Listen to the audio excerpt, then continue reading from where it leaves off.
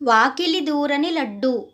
ఒకనాడు ఒక మనిషి వీధి వెంట దోసకాయల బస్తా నెత్తిన పెట్టుకుని అమ్ముకుంటూ వచ్చాడు. పనిలేని పాపయ్య ఒకడు ఎదురుపడి దోసకాయల మనిషిని నిలబెట్టి ఏవేవో అర్థం లేని ప్రశ్నలు వేయసాగాడు. దోసకాయల మనిషి కొనే బేరం కాదు, పెట్టే బేరం కాదు, పోవయ్యా అన్నాడు. పాపయ్యకు పట్టరాని పౌరుషం వచ్చింది. మన సంగతి తెలియదల్లే ఉంది, బేరం తేల్చు, ఆ బస్తాడు దోసకాయలు ఇప్పుడే తినేస్తాను అన్నాడు పనిలేని పాపయ్య. నీ వంటి వాళ్ళని నలుగురిని వెంట తెచ్చుకున్నా కూడా నీ వల్ల కాదు, పోవయ్యా పో అన్నాడు దోసకాయల మనిషి. పందెం వెయ్యి అన్నాడు పాపయ్య పట్టుదలగా. నువ్వు ఈ దోసకాయలన్నీ తిన్నావో నీకు వాకిలి దూరనంత లడ్డూ పెట్టిస్తా అన్నాడు దోసకాయల మనిషి. పెట్టించలేవు, 10 రూపాయల పందెం అన్నాడు పనిలేని పాపయ్య. నువ్వు ఈ దోసకాయలన్నీ తిన్నప్పటి మాట కదా అన్నాడు దోసకాయల మనిషి నవ్వుతూ. బస్తా దించు అని పనిలేని పాపయ్య బస్తాలో ఉన్న ఒక్కొక్క దోసకాయే కొంచెం కొంచెం కొరికి ఉమ్మేశాడు. ఏం పరాచకమా అన్నాడు దోసకాయలవాడు. పరాచకమేమిటి, ఈ దోసకాయలన్నీ తినేశాను అన్నాడు పనిలేని పాపయ్య కోపంగా. ఇదేనా తినటమంటే అన్నాడు దోసకాయల మనిషి.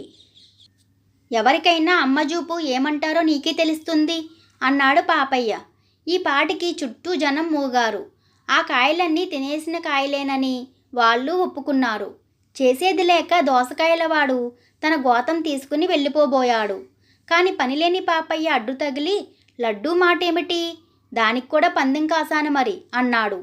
వాకిలి దూరని లడ్డు ఆ మనిషి మాత్రం ఎక్కడ తెస్తాడు, పందెం ఓడినందుకు 1 రూపాయి ఇస్తాడులే అని పక్కన ఉన్న వాళ్ళు అన్నారు. అదంతా కుదరదు, 10 రూపాయలు కక్కి తీరాల్సిందే అన్నాడు పాపయ్య. అయితే వాకిలి దూరలేని లడ్డూ తెస్తానుండు అంటూ దోసకాయల మనిషి పక్కనే ఉన్న మిఠాయి కొట్టుకు వెళ్ళి అర్ధనా పెట్టి బెల్లం లడ్డూ ఒకటి తెచ్చాడు. ఇదేనా వాకిలి దూరని లడ్డూ అన్నాడు పనిలేని పాపయ్య వెటకారంగా. మరి ఏమిటనుకున్నావు, నీ ఇష్టం వచ్చిన వాకిలి కోరుకో, దూరదని చూపిస్తాను అన్నాడు దోసకాయల మనిషి. అందరూ కలిసి పక్కనే ఉన్న ఇంటి వాకిలి దగ్గరికి వెళ్ళారు. దోసకాయల మనిషి లడ్డూను గడప అవతల పెట్టి దూరు అన్నాడు. లడ్డూ కదలలేదు. చూసావా, వాకిలి దూరదు అన్నాడు దోసకాయలవాడు. ఆ మాటతో పనిలేని పాపయ్యకు గంగవెర్రులెత్తినాయి. చుట్టూ ఉన్న వాళ్ళంతా ఆ మనిషి చెప్పింది నిజమే అన్నారు. అయితే సరే అని గొణుకుతూ పనిలేని పాపయ్య జారుకోబోయాడు. దోసకాయలవాడు, పందెం ఓడావు, 10 రూపాయలు పెట్టిపో అన్నాడు. పనిలేని పాపయ్య ఆట కట్టింది. 10 రూపాయలు ఇచ్చేశాడు. దోసకాయలు పోతే పోయాయి కానీ లేచిన వేళ మంచిదే అనుకుంటూ దోసకాయలవాడు ఇంటికి వెళ్ళిపోయాడు. ఈ కథ మీకు నచ్చినట్లయితే లైక్ చేయండి. మరి ఇలాంటి మరిన్ని కథల కోసం మన ఛానల్ని సబ్స్క్రైబ్ చేసుకోండి. Thank you for watching.